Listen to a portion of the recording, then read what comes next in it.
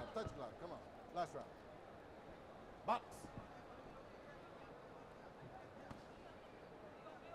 Dave Peñalosa learning the hard way na tunay nga napakabigat kalaban ni Alem Robles. Pagkatapos ng kanyang kuya, nagdaan sa mga kamao nitong si Alem Robles. Now it's his turn. Dave Peñalosa facing a tough Mexican in Alem Robles. Kung titignan mo, akala mo papayat-payat, but this guy, ang bigat ng mga kamao at saka antibay. Nakakatanggap.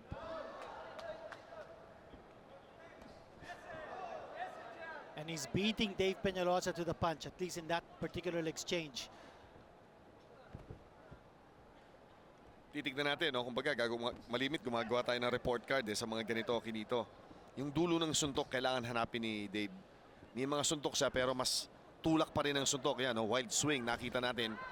Pero darating yan sa galing ng kanyang pamilya at yan talagang tabas ng dulong ng mga Peñalosa. Malaking bagay ito. Napakagandang test para sa kanila. Na-testing yung tibay niya, na-testing paano siya lumaban sa isang mahabang boksingero katulad si Alem Robles. Nakatatanggap siya. Work on the punch. Finding yung tinatawag natin yung dulo ng suntok.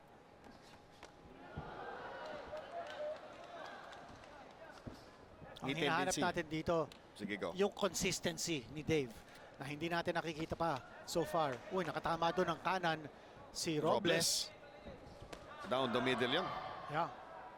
Okay, break it up. Close fight ito, Kinito. Box.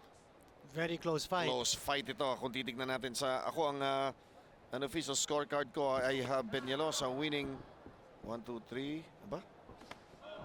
Tama, 3 against 2. Nitong si Alem Robles, nasaktan dito. Big Crowd shot. cheering. Dave Peñalosa Ganda ng late flurry. unloading. Pero ang tapang ng Robles, nasaktan, bumubomba pa rin, no? Nice uppercut scored here by Robles. Here's Dave. Trying to finish off itong si Alem Robles, pero diyan ka mag-iingat, ha? Dangerous fighter. Oo. Ito si Robles, even in this state. Missing with a wild shot again si Dave. Mag-create ka separation, gamitin mo yung hook. Step back and then throw a combination. Hindi dyan ang gagaling ang shot niya, Ayan, tulak. Now, wala. Pagka ganun, iintayin niya yung upper ng isa. Matalim yun.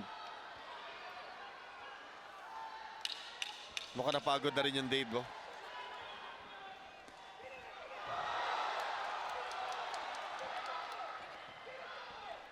Huwag ka tumingin sa referee, Dave. Ganda laban. Good one. Close one. Yung last round na yun, yan ang pagdidibatihan natin. Ladies and gentlemen, after 6 rounds of boxing, we go to the scorecards. Elmer Lopez scores about 58-56. Herman Tayag scores about 58-56. And Greg Ortega scores about 59-56. All for the winner by unanimous decision, Dave Peñalosa! At si Dave Peñalosa po nanalo. 2 judges had it 50.